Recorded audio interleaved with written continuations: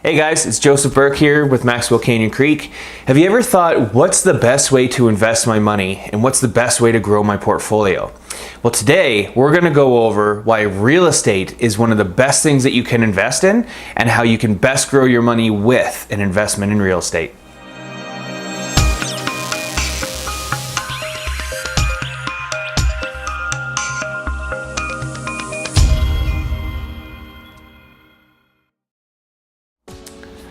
First off, real estate is an investment that you can enjoy right away. So we're going to look at two parts of this. You can actually invest in real estate as it's your personal property. It's always best to pay yourself instead of paying a landlord, because a lot of people like to say, well, I don't want to be house broke. Well, now you're rent broke, because every time that you pay your rent to your landlord, you're just paying off their mortgage. So why don't you start doing that for yourself and start paying yourself and start building equity so that you have something to lay back on in the future. The next part of this would be if you're looking to buy a rental property. So yeah, you do get to enjoy it, but not as much as you would if it was your personal property, because obviously you're not living in it. So when you're looking to invest in a rental property, you need to take the emotional side away from it. Think about it as if you were going to invest in Tesla. You're not going to go into the main office of Tesla and be like, I don't like those tiles, I don't like that granite countertop, I don't like the way this is situated. That's not how it works. You just buy the shares and then you forget about it. So real estate, you want to take that emotional side away from it. Look into the fundamentals of what makes that investment such a good investment. Basically, if your mortgage payments are low enough and you can get high enough rents and you're able to cash flow, then that's what you want to look for. There are a lot more steps to go through to make sure that an investment is a viable investment, which I can help you along with, but that is kind of where you want to start, and it's going to help you in looking for that investment property when you're looking to grow your wealth. So now, why is investing in real estate such a great thing to do? Have you guys ever heard about leveraging money? So when you go in and you purchase a rental property or even a personal property, rental property, you're going to need 20% down payment. Whereas a personal property, if you're a first-time home buyer, you'll need the 5%, depending on the price range that you're purchasing it. So look at it this way. You're buying a $600,000 home for 20% down. You don't need to come up with that whole $600,000. Whereas if you were buying shares in anything else, you have to have all that money up front to invest into those shares.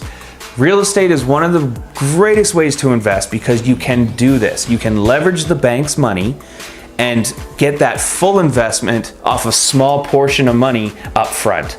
So keep that in mind when you're looking for your investment property. The next thing that you want to look for is monthly cash flow. So monthly cash flow is what's left after the rent is paid and you've paid all of your expenses associated with that property. That leftover cash goes into your bank account as income. Yes, you do have to pay taxes on it, unfortunately, but there is an upside to that. Not only are you getting that monthly cash flow per month, every single year, as long as you own that property, but you're also going to get mortgage paydown and appreciation. So keep that in mind when you're looking for a rental property, and make sure that you have a good realtor that can help you find the proper investment for what you are looking for. So the next one that we're going to go over, which I touched a little bit in the last one, is mortgage paydown. Now when I say mortgage paydown, what do I mean by that? Think of it this way. Let's say, for example, you buy a rental property for $300,000.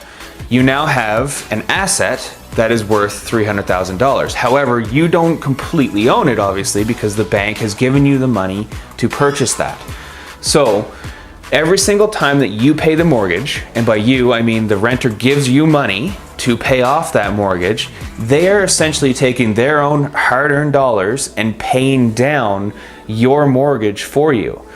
So really, think of it this way. I always like to say, what if, your rental property goes down in value while you're renting it out? Does that matter to you?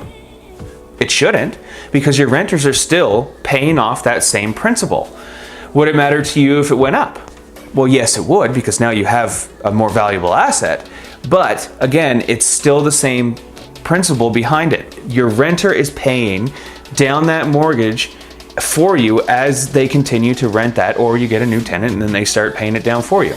So no matter how you look at it, even with your own personal residence, you are still putting that money into a bank account for yourself at a later date when you get to pull out all that equity from your home, whether you sell it or you just refinance. So keep that in mind when you're looking to buy real estate. Another point that I like to make is how safe real estate is as an investment. Now, I know that you've all heard the horror stories. Oh, well, my friend bought a rental property and they had tenants in there and they completely trashed it. Yeah, I'm sure that they have. We all hear horror stories about any sort of topic, and we always stick to those horror stories, don't we? Yeah, and why is that? People don't ever talk about the positive things that are happening. They don't ever tell you, yeah, you know, I'm cash flowing $500 a month on this thing. Reason being, I think a lot of the time is that people don't want to feel like they're bragging. And good stories for some reason don't seem to resonate with us as much as the bad stories do. We seem to suck towards the negativity. So filter all that out, get rid of it, and look at it on paper how it's going to make sense to you as the numbers do. Because real estate is one of those investments where yes, you are going to have some sort of risks, but you can mitigate those by doing the proper vetting process with your tenants and making sure that you're putting the proper people into that place that are going to respect your place as much as you possibly can get them to respect it, given that it's not their own asset. And you can make sure that you are protecting your investment as it grows and as they continue to pay it down for you. The other side of that is, yes, there are, ebb and flows as the economy does, and real estate will go up and down in value. That doesn't matter. Real estate is a long-term investment. You're not looking to do this for a 5-year thing and get rich. That's not what it's about. You want to look at this as a long-term investment. Minimum 10 years, I like to say, because over a 10-year span, you're going to get some decent mortgage pay down and some decent appreciation to your property. So make sure that when you're looking for an investment property, or even if it's just for your own personal residence, make sure that you have a realtor that knows what they're talking about and can do everything in your best interest to grow your wealth and your future.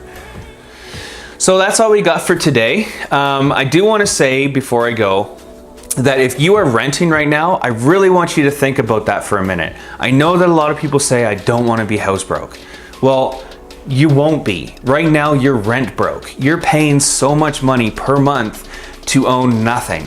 And we want to change that for you. I want to help you so that you can grow your future and your wealth and get you into something that you can pay down yourself. If you can afford to pay $1,600 a month in rent, you can certainly afford to pay a $1,300 mortgage and have an asset that is your own.